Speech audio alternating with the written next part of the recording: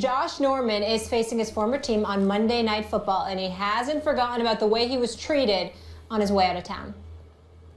When that situation came up, it was totally like out of left field. It just went downhill from there. I almost felt like I was stabbed in the back in a way, but I mean, at the same time, I'm not saying that he probably meant to do that in that way. It was just probably the business aspect of it and the money factor and what he believed and how he learned how to do things. I'm not being a dead horse or nothing by saying none of this stuff, but, you know, he didn't draft me. He didn't bring me in. Marty Herney did. So at the end of the day, you know, I had no ties to that. And I understand that, and I get it, and I got fired. So I'm kind of taking it like that. There's no denying that the Panthers' defense has not been the same without him. Norman says he was stabbed in the back. Max, do you agree with that? Yes, he clearly was stabbed in the back. Look, he's a top 3 player on a team that made the Super Bowl, on a defense that made the Super Bowl, on a really good defensive team. And he finds out without a phone call or a discussion, just driving down the street one day, that they just release him unceremoniously. That's a backstab. And yes, NFL teams can do that, and the NFL is a ruthless business. It's more meritocratic, I think, than any other major American team sport, because the fewer guaranteed contracts for fewer years, because it's a full contact sport. The players are really just seen as commodities, as pieces on a chessboard, and largely interchangeable. And there's very little loyalty to players from the teams. But just because you can do something, and just because it is a ruthless business, doesn't mean that when you actually do stab a player in the back, it's a good look. It's not. It's a bad look. It's a bad look for Carolina, because Josh Norman got it right. He described, it seems to me, what it was. He was stabbed in the back, but not for the reasons you mentioned. He was stabbed in the back because here's the epitome of being stabbed in the back. You go out there, you play like an all-pro. Your defense is ranked 26th in the league, 11th against the pass. You're now ranked 26th in the league, 30th against the pass. Here's the biggest thing, though. It would be one thing if you just let him walk away and didn't make an offer. They made an offer to Josh Norman and then didn't give him a chance to respond to it before they took it off the table and said you can go on your merry way, because they didn't like the way he and his agent, who was negotiating on his behalf, were negotiating. Josh Norman is a guy out of Coastal Carolina who elevated himself up from the practice squad to being an all-pro cornerback in the NFL. He works himself up to a point where he can at least have a discussion about being paid on a marquee level. And because you were offended at his aggression in pursuing what he believed his market value to be, you didn't even have the decency, Dave Gettleman, to do what most executives do, if not all of them. This is our final offer. Take it or leave it. They didn't do that. What they said was, we're going to take the offer off the table. Be gone. You can go on your merry way. And that could have potentially hurt his market value if you didn't have somebody desperate for a name cachet kind of individual like Josh Norman and owner Daniel Snyder in the nation's capital. That's what saved him. Not to say that others weren't going to come and offer him something, but $75 million with $50 million guaranteed after Carolina kicked you to the curb and allowed information to sift outside of their franchise, indicating that you could have been problematic in the locker room. That's how Josh Norman was compromised. That doesn't add up for me. That's how he was stabbed in the back. Okay, fine. I understand that additionally hurts Josh Norman if his market value is hurt, but it doesn't add up from the Carolina Panthers' point of view. Why wouldn't they want another team spending as much money as possible on Josh Norman? Their antipathy towards Josh Norman should not, be outweighed, or rather, should not be outweighed by their fact, or should be outweighed by the fact that they want another team with cap problems. They don't want another. They don't hate Josh Norman so much, or are so put off by his desire of a big contract, that they want another team underpaying for him and getting a good deal on him. They want another team overpaying for him.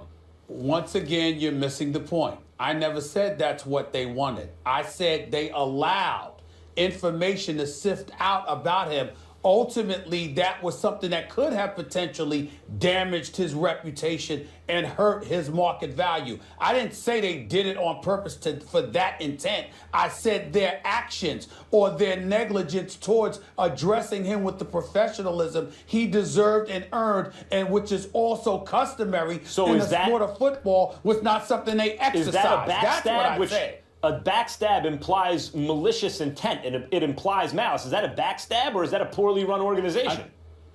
Well, you could call it whatever you want. I'm saying to you, it was something they should not have done, because one of their own who played well and went all out for them deserves to be treated better than that. About that, we agree. Of course, my reasons are better. Oh, God. How will you remember Craig?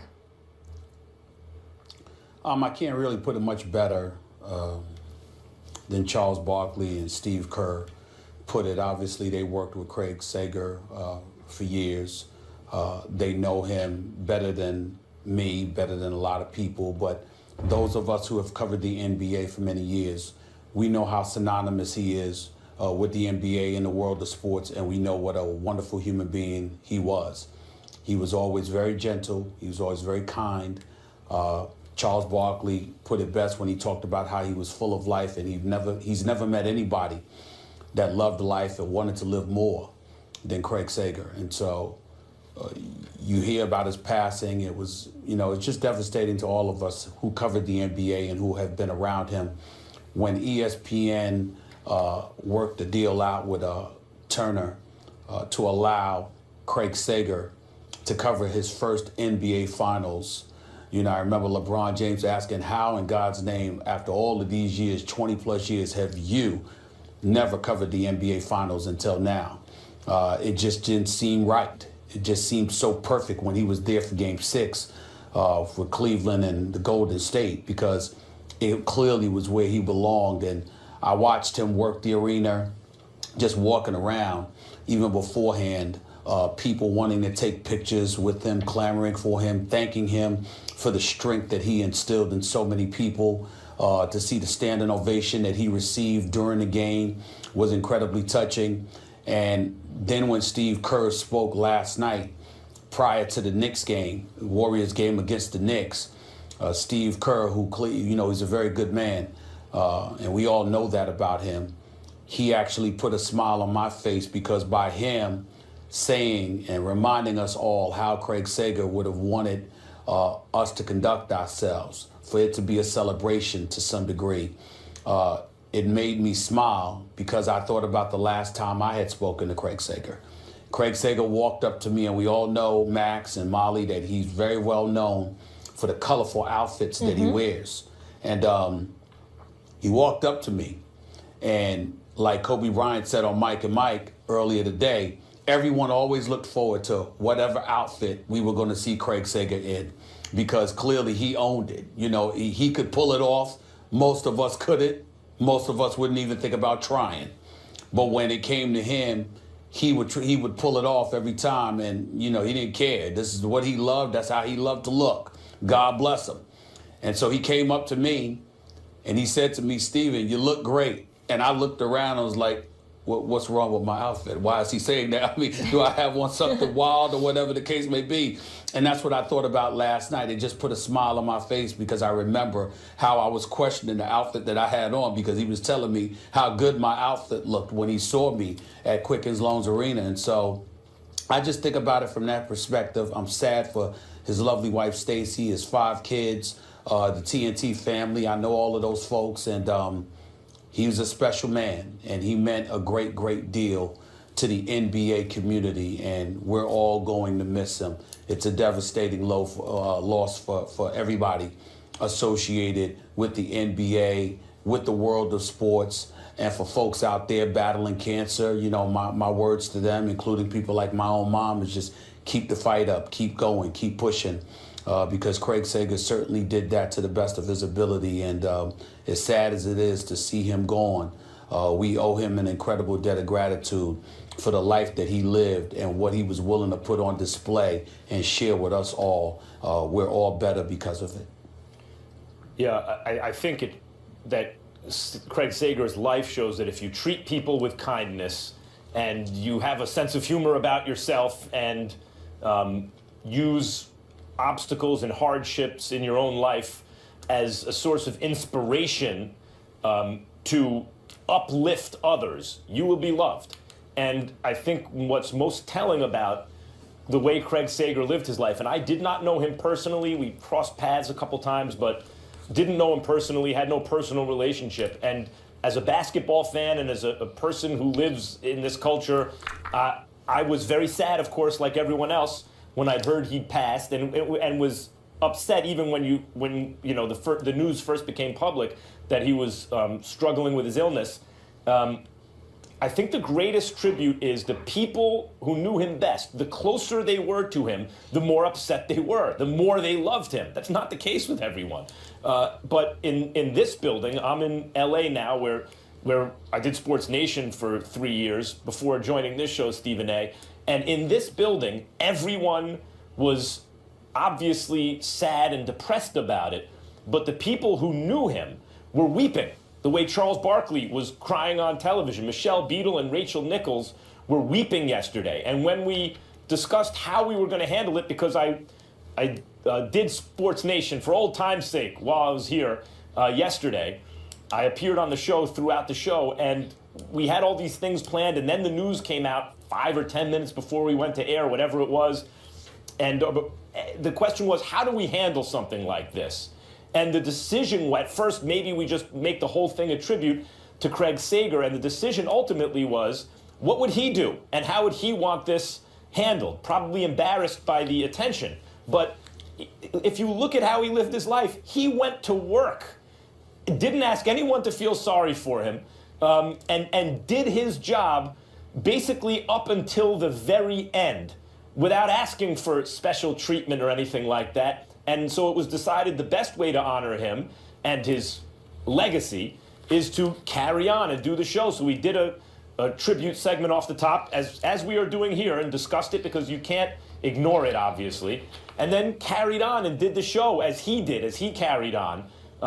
I just think, as I said, the greatest tribute to him is you'll notice in the media reaction, people watching at home, the people who knew him best are the ones who will be weeping today. Well, the thing that resonates with me as well is the great Ernie Johnson, who's a cancer survivor, who would go to see him to fire him up and inspire him. And it turns out that it was the other way around. That's what Craig Sager did for him and so many others. And you think about the battles that people are fighting every single day in an effort to conquer cancer. And you think about the Jimmy V Foundation and what ESPN has been closely associated with and synonymous with for decades. And you think about all of those folks out there in such desperate need, not just of treatment, not just for a cure, but also for inspiration along the journey, along the battles. And then you think about a guy like Craig Sager, who would go to work and work a game at night and then turn around and fly to Houston the next day, the next morning, to receive his chemo, and then depart from there and go right back on the road. And then you sit there and you think about the times that you said to yourself, I'm tired, I'm not feeling well, I can't go, but there's really nothing wrong with you. You knew what was wrong with him, and somehow, some way, he showed up to work every chance he got. And it just serves as the greatest inspiration to all of us about what we can be made of if our heart and our mind is truly committed to something that we love so dearly. And I just think that that's an important message to reap from it all. But again, my heart goes out to his family, his loved ones, the TNT family, thanking Charles Barkley, Kenny Smith, Shaq and the crew, especially to Steve Kerr and that tremendous tribute to Greg Popovich, who spoke very sincerely about him.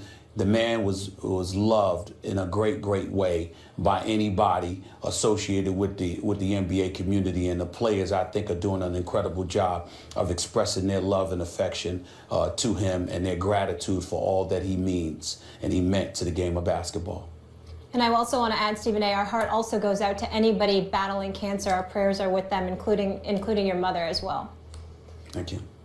Craig Sager, gone way too soon at the age of 65. He will be missed, but not forgotten.